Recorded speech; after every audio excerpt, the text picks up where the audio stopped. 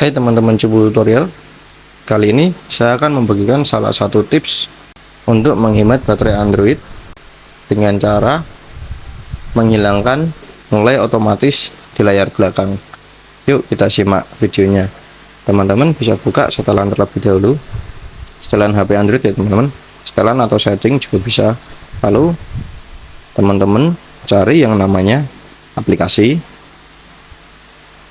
Setelah itu teman-teman pilih yang perizinan,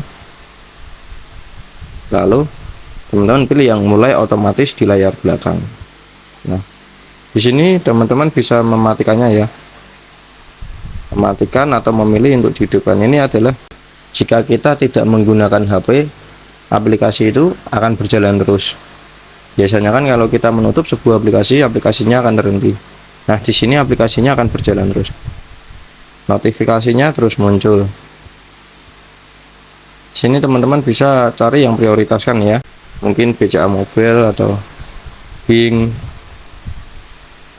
Jika kita tutup aplikasinya seperti ini, nah di sini tapi masih tetap keluar notifikasinya.